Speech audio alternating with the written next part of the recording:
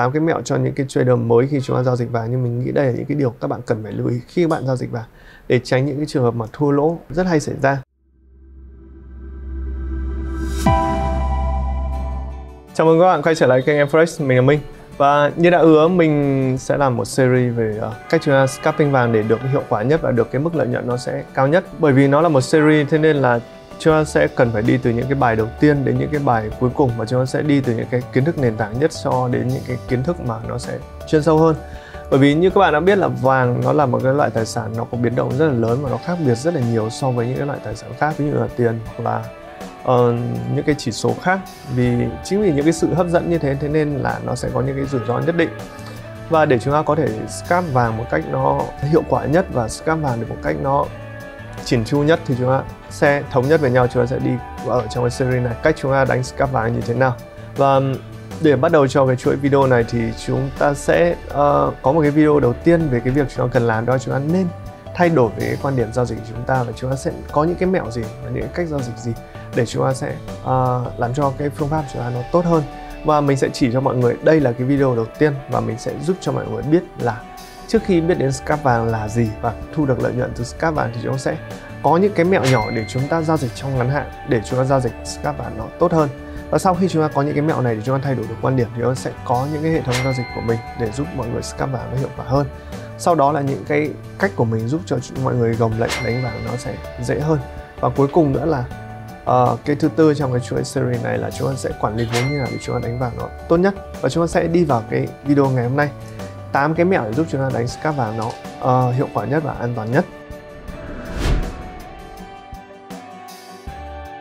Cái điều đầu tiên trước khi chúng ta bắt đầu vào chúng ta đánh scalp vàng và chúng ta cần phải lưu ý, đó là cái lưu ý quan trọng, hoặc cũng là cái lưu ý mình nghĩ là mọi người hay bỏ qua nhất, đó là gì? Chúng ta nên sử dụng tối thiểu các cái chỉ báo thôi, và chúng ta không nên sử dụng quá là nhiều chỉ báo khi mà chúng ta đánh scalp vàng. Chúng ta nên chỉ sử dụng tối thiểu các chỉ báo thôi.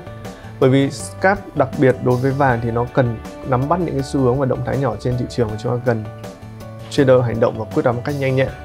Và quá nhiều chỉ báo sẽ cung cấp quá nhiều thông tin và đưa ra quyết định chậm và kém hiệu quả, và chúng ta chỉ nên sử dụng 1 đến 2 chỉ báo với cái độ tin cậy cao. Vậy thì câu hỏi đặt ra đây, chúng ta nên sử dụng những cái loại chỉ báo nào thì mình sẽ giới thiệu với mọi người ở trong những cái video tiếp theo cái video này, những cái series những cái bài học tiếp theo trong những cái series này, để chúng ta nắm được cái cơ bản đã, xong chúng ta mới đi được đến những cái phần nên sử dụng chỉ báo nào.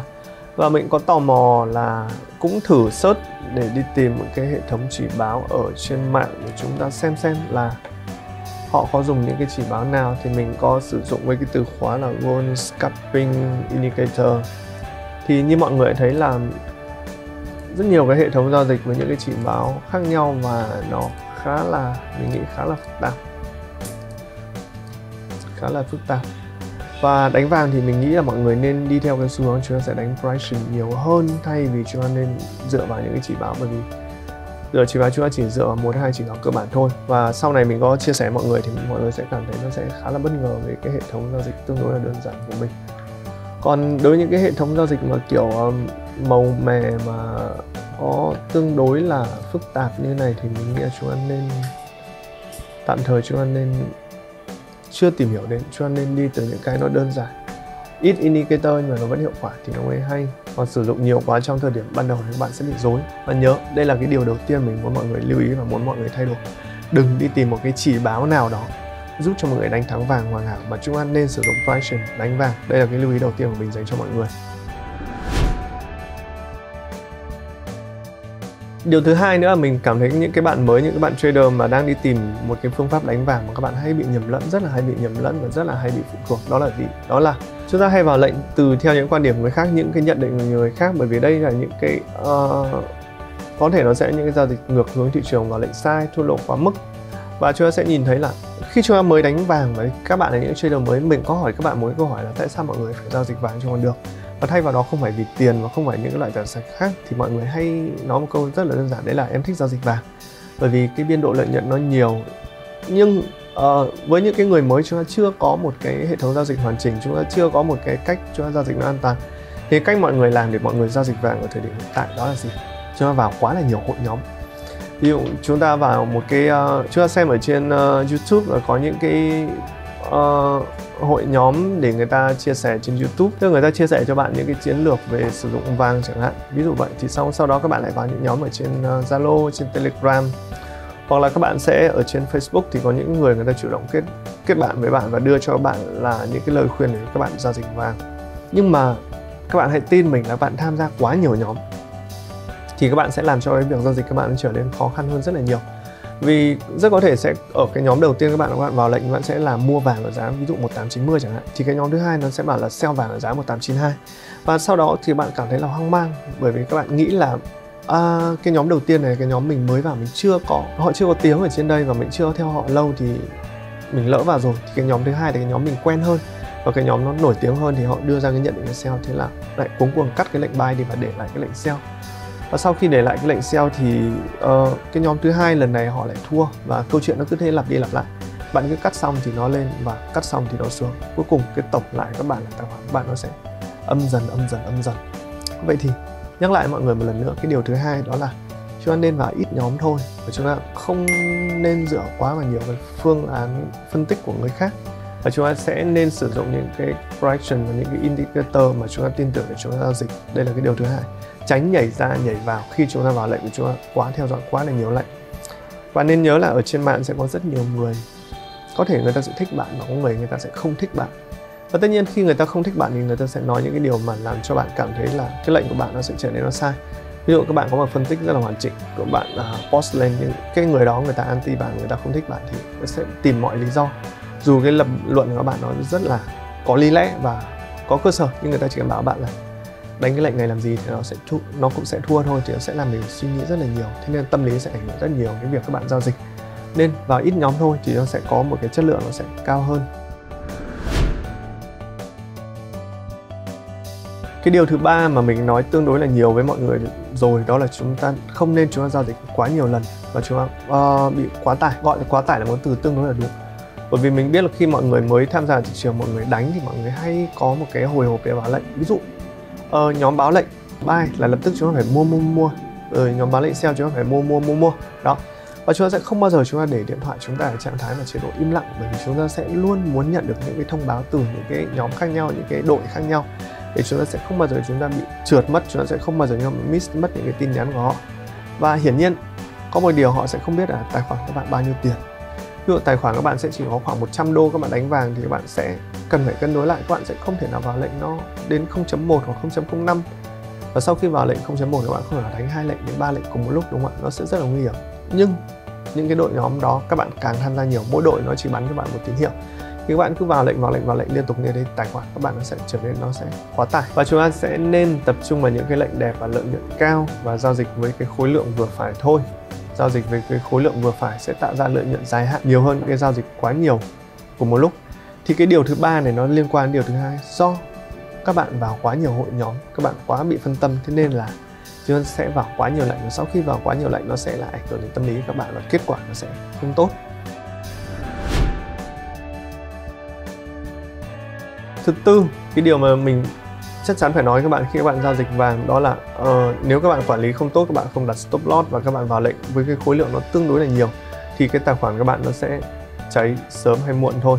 Chúng ta sẽ quản lý cái số giao dịch được mở rộng trên mỗi ngày, cái số giao dịch chúng ta thực hiện mỗi ngày và không mạo hiểm hơn 1% số vốn vào trong một lệnh. Bởi vì chúng ta vào quá nhiều lệnh với cái tài khoản nhóm.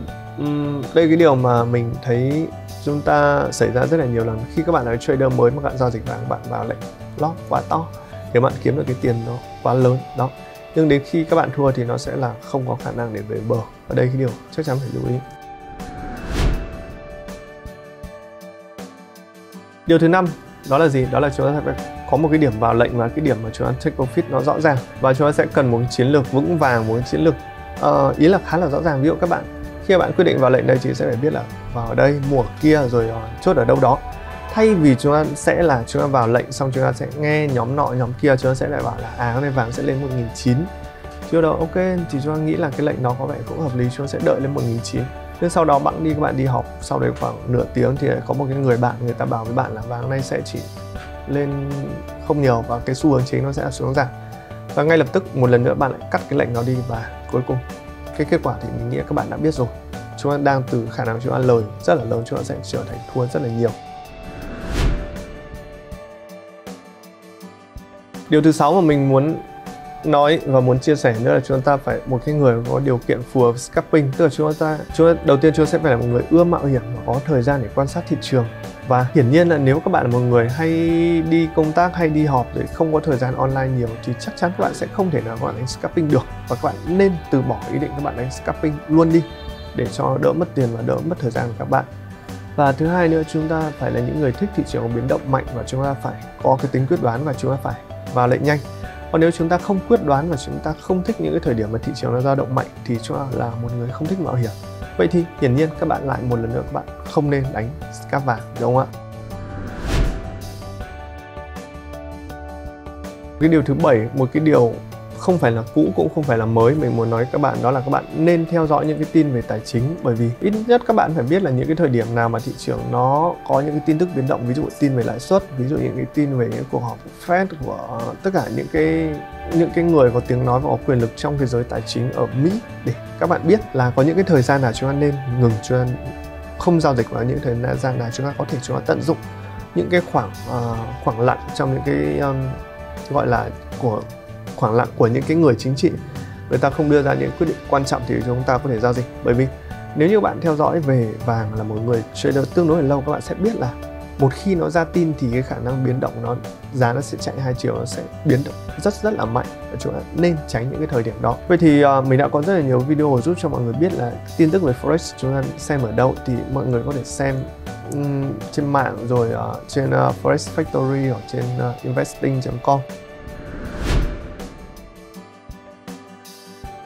Điều cuối cùng mà mình muốn chia sẻ với mọi người đấy là gì? Nếu các bạn muốn đánh vàng, scalp vàng thì các bạn chỉ nên tập trung các bạn đánh scalp vàng thôi. Chứ bạn đừng khi các bạn đánh scalp vàng các bạn hãy gửi gắm thêm, ví dụ mình sẽ đánh thêm cả bạc, mình sẽ đánh thêm cả các loại tiền, thì nó sẽ rất là khó để quản lý. Và mình nghĩ là chúng ta không nên thực hiện đối với một loại tiền, tức là ở đây mà mình đang nói là đối với một loại tài sản đấy là vàng, khi chúng ta scalp vàng chúng ta không nên thực hiện quá 3 cái giao dịch cùng một lúc. Bởi vì đây là một cái mức khá là an toàn. Nếu những cái người mới các bạn tăng cái mốc đó lên là 5 giao dịch, 7 giao dịch, 9 giao dịch thì cái khối lượng, cái tài khoản các bạn nó sẽ chịu cái mức rủi ro tương đối là nhiều. Và mình nghĩ là những cái bạn trader mới sẽ chưa xử lý được những cái việc này. Và nếu các bạn gửi gắm thêm, ví dụ các bạn đánh thêm cả EU, AU, GU rồi bạn đánh thêm cả bạc thì tài khoản bạn sẽ rủi ro cũng nhiều hơn nữa. Và một điều nữa không muốn nhắc nhưng mình vẫn phải nhắc với các bạn một lần nữa, đó là chúng ta phải đặt stop loss khi chúng ta giao dịch với vàng. Và các bạn biết là trong 1 phút hoặc trong 5 phút vàng có thể chạy đến vài chục giá, thậm chí đến 20-30 giá là chuyện nó hoàn toàn có thể xảy ra. Và nếu chúng ta không đặt stop loss thì tài khoản của bạn sớm muộn thì nó sẽ bị cháy thôi. Đó. Vậy thì đây là cái video đầu tiên là 8 cái điều mình muốn lưu ý. Nó gọi là 8 cái mẹo cho những cái trader mới khi chúng ta giao dịch vàng, nhưng mình nghĩ đây là những cái điều các bạn cần phải lưu ý khi các bạn giao dịch vàng để tránh những cái trường hợp mà thua lỗ rất hay xảy ra. Thì thay đổi nó sẽ là một câu chuyện rất là khó, nhưng mà chúng ta cần những cái bước như này để chúng ta sau khi chúng ta có cái hệ thống giao dịch của mình gửi cho các bạn trong những video sau, chúng ta sẽ có cái nền tảng nó tốt và chúng ta sẽ tham gia thị trường nó sẽ tốt hơn, và cái việc các bạn kiếm được lợi nhuận từ đánh scalp vàng nó sẽ dễ dàng hơn. Và cảm ơn các bạn đã dành thời gian theo dõi video của mình hôm nay và hẹn gặp mọi người trong những video lần sau. Xin chào.